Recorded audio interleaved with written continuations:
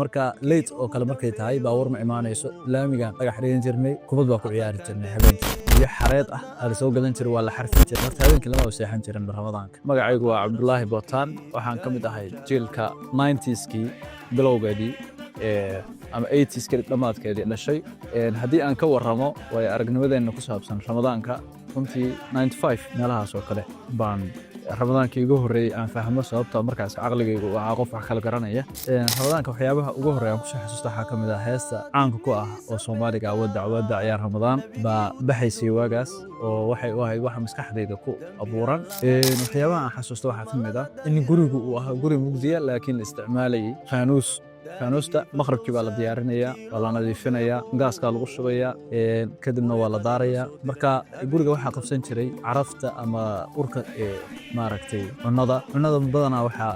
dadku ay jeclaayeen ramadaanka oo guri walba laga samayn jiray sambuus maamooyinka casarka iyo shaqada bilaabi jireen samayn jireen sambuuska fooliyada la fidinayaa hilibka la shiidayaa basasha waxa dhan baa la isku samaynayaa kadib waxay ahayd shaqo wadareed oo guri walba ka dhacda yacni guri aan sambuus laga samayn guri laga soomay ma ahayn sida haddeer suuqa laga soo iibsanayo ama la iska daayay ma ahayn wuxuu ahaa wax ritual ah oo guri walba laga sameeyo wagaas ma jirin barafka hadda la cabayo qabowga ah iyo sharaab la shiidayo dadka fiinto la cabi jiray iyo biyaha haddii biyo la helo biyo xareed ah aan soo gadan jiray waa la xarfin jiray xarfin waxa waa meel qabow inta weel balaaran la dhigo meel dabeel ku dhacaysa la dhigayaa si biyuhu noqdo biyo qabow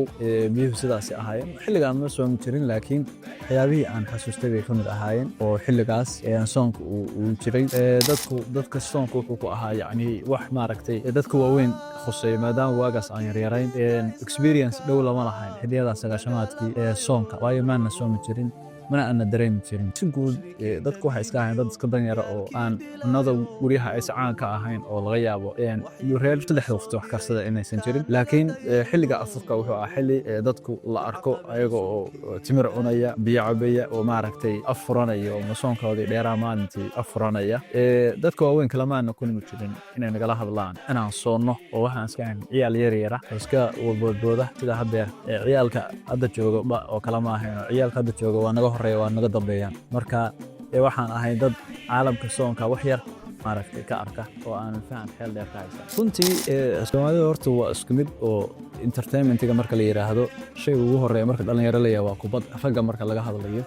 habeenkii waagi aan soo garaadsanay oo teenage soo noqonay entertainmentiga ugu badan aan lahayn waxay ahayd horta habeenkii lama seexan jirin ramadaanka habeenkii oo dhan waxaa la ciyaari jiray kubad waxaa la ciyaari jiray dugnad waxaa la ciyaari jiray turub waxaa la ciyaari jiray tarab waxaa lagu sugi jiray suxuurta lagu sugi jiray si maalintii oo dhan loo jiifo cidii aan marka hawl ka dhicin oo saalahaan kale noo iskoolka galabtiiba aadan jirnay quraankana waa dhameeyay marka habeenkii waxay noo ahayd night life aad u shidan marka habeenada qaybtood cadda ma aha oo waa mugdi waxaan samayn jirnay marka magaaladeena waxay lahayd spotlights marka spotlightska laamiga ku yaala ma ahayn kuwa xaafadaha ku yaala laamiga marka anaga iyo baabuurta qaybsan jirnay marka badanaa baabuur badanna waaga amnin jirin marka late oo kale markay tahay baabuur ma imaanayso laamiga dhagax dhigan jirnay kubad baa ku ciyaari jirnay habeenkii ragga kale aan kubad ciyaarin waxay ciyaari jireen tarqo ciyaari jireen waxay ciyaari jireen dubnad waxay ciyaari jireen turum cidii heli karta marka wuxuu ahaa habeen shidan oo dheer social media xilligaas ma jirin oo lagu mashquulo xataa sports la daawado ma jirin oo dadkeen ciyaaraha markaas bilow ku ahaa ciyaaraha waxaan kala socon jirnay BBC-da khamiista iyo isniinta ragay aadan sabriyo iyo Cabdiraxmaan Koronto iyo baan dhageysan jirnay oo waxay ahayd oo lagu xisaabtami jiray FM waaga ma jirin SW waa laga dhageysan jiray ayadoo shucaac leh marka entertainmentiga habeenkii waxyaabahaas u badnayd dadkuna dad iska muxaafiday ahaayeen oo entertainmentiga ku bilaabin jiray taraawiixda kadib oo taraawiixda badanaa dadku way tukan jireen marka taraawiixda laga yimaado markaas la aadi jiray entertainmentiga kala duwan aadi jiray wallahi ramadaanka hore iyo ramadaanka waxba iska ma galin ramadaankaas wuxuu ahaa ramadaan nolosha challenges ka tahay oo dadkii wax walba ay cunaan oo maaragtay ay cunno wixii la helo baa la cuni jiray badanaa dadku dad xoolo dhaqataa baan Soomaalidu dhan iska tahay hilib baa la iska helaa hilib badan ma jiro laakiin dalac bilaash xoogaa yar oo rubacaaga ku darsanaysa canjeela iyo xoogaa hadda isku hesho sambuuskaaga alaabtaas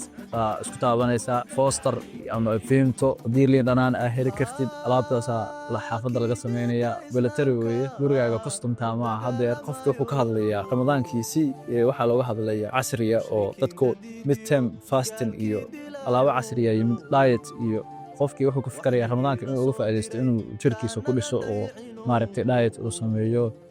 Dadku aad bay hadeer u horumareen, noloshu u hagaagtay marka la fiiriyo waxa la soo maray. Runtii waxaan maraynaa in qofka nutrition calorieska uu maalintii consume karay inuu xisaabsan tahay, halka awal ay ka ahayd maxaa cunaa wixii ku cunin waa la cunaaba awal la ahaa. Laakiin hadda alxamdulillah nolosha aad bay u sareysaa. Qofka cabitaan walba uu helayaa, iskar ma lagu cunayo, iskarta qofka iska ilaalinaya. Wuxuu samaynayaa inuu cuno burca kacad iyo baastada iyo waxyaabahaas uu ka dhacaya, wuxuu cunaya waxyaabahan dalaga ka samaysan si uu maaragtay digestionkiisa uu soo istaagin, cunno diet oo fiican u helo. Hadda waxaa laga fikirayaa waxay tahay longevity. Dhanka kale markaan ka fiirino waaga ciyaal baan hadda odayaashan ku soo biirno, marka cimri dheer laga fikirayaa, awalna ciyaalnimada laga cararayay, marka farqigaas u dhexeeya. Runtii marka la fiiriyo ramadaanka markuu gabagabada yahay actually 5 beri ugu dambaysa hadda waxaa laga fikiraa qiyaamul leylka iyo laylatul qadarka la qaadaa 5taas ama 10kaas sano dambe. Hadeer dadku aad bay u cibaadaystaan oo waxyaabaha aad ka cajiibka ah casrigan jira waxaa ka mid ah in tadayunka ama dadku inay diinta ku dhaqmaan ay aad u sareyso. Waxaa arkaysaa in nin dhalinyaro ah oo jeegadiisuna u jeeran tahay, quraankana 3 jeer dhameynaya, ama gabar waxaa arkaysaa kala xiran oo dhalaalaysa oo make-upkeeda u marsan yahay, wardigeedana farta ugu jira 2,000 ay ka tuuraysaa maalintii. Marka waxyaabo badan oo isbedelaa jira. Waagaas marka waxaa jiray in qofkii uu ka fakaro horta dharka ciida alaabta brandiga iyo hadda waagaas ma jirin. Dhar isku nooc ah, sarwaal Tokyo ah iyo alaab la dhaha la qaadan jiray, baaskooladaada iyo baaruudaada alaabta ereys ugu ka habaysan tahay. Alaabtaada inaa sii balansatid xaqul iidka xaafadihii qaraabada aadaysid. Waxay ahayd somehow wax relative wise maaragtay xooga la saaro. Hadda generationka jooga waa in la kaxeeyo oo meelaha ciyaaraha la geeyo oo ay soo madadaashaan. Ma jirin qaraab xiriir iskuma badna hadeer, oo dadkii qof walba familigiisu isagaa baxaya, wuxuu aadaya meelaha ciyaalka alaabaha lagu ciyaaro alcaabta ay taal buu ciyaalkiisa u kaxaysanaya. Meel waxay u tahay maaragtay qofkii individual familygii inuu maaragtay waqti ay ka soo qaataan. Laakiin awal waxay ahayd xilli dadka familiga ilaa ayeeyo loo tago, awoow adeerayaal loo tago, xaafadda abtiyaal qofkii abtiyaashiis markaas la joogaan uu u tago, waqti la soo qaato, xaqul ciidka ka soo qaato. Maalintaas u buxo waxaa laga yaabaa inuu habeenkii waqti dambe late u yimaado, soo habeenkii baaskoolad u ridayo, baaruud u qarxinayo, kula soo ceyrsanayo, xaqul ciid xalwada xaafada laga soo cunayo. It was a long day bay ahayd. Laakiin hadeer odayaasha maadaama ku soo fiirnay waxa laga yaabaa haddii salaada la soo tukado qofkii inuu taleefankiisa iskala soo baxo smartkiisa. Farq weyn ma leh hadeer ciid, oo waxaa laga yaabaa qofku uu khatarsan sawirka ciidda inuu soo dhigo oo Facebook soo dhigo dhaho ciid wanaagsan asxaabta. Markaas ay asxaabtiisa uu halkaa maalintaas dadku oo likes ka badan gaado way ka dhacaan, sababtoo ah likes ka maalintaas waa lagu wada jiraa, dad kale looga dhacaa. Marka galabtii kale oo maalin kale la soo dhigaa, sawirku waa la soo daahay camal la sameeyaa. Marka waa experience runtii mid walbaba broskeeda iyo conskeeda leh, mar walbana ku xiran qofka wacyigiisa iyo da'diisa iyo garashadiisa iyo nolosha uu arko. Si guud ahaan experience-ga ramadaanku waa experience aad u wanaagsan oo dadka ka mideeya dareenka cibaadada iyo gaajada, iyo dadku ay noqdaan dad isku dhow, gacanta furan tahay, shidadu yar tahay, khataruhu yar yihiin, ammaanku hagaagsan yahay. Xataa waxyaabaha mukhadaraadka sida qaadka oo kale uu hoos u dhac ku yimaado, oo qofkii maalintii oo dhan buu cibaadaysanaya, ma rabo qofkii inuu habeenkii wuxuu uu maanta dhisay inay khasaarto. Marka waa experience aad u wanaagsan oo runtii diinteenna ay na siisay, ayna mudan tahay in aanu ka sheekaysano, aan wax ka baranno, aan nafsadeena ku bedelno. oo maadaama la dhaho change qofka markuu rabo inuu sameeyo waxa la 30 days qofka hadduu wax joogteeyo waa u sahlanaato inuu sii wado. Marka qofka rabo inuu wax cusub bilaabo, qofka rabo wax hore oo khaldan inuu iska joojiyo, experience fiican in maaragtay la raacsiiyo. Marka experience-gaygii Ramadaan ku saabsanaa intaasaa ugu muhiimsan. Hayaan heritage u taagan Soomaali sawrac leh.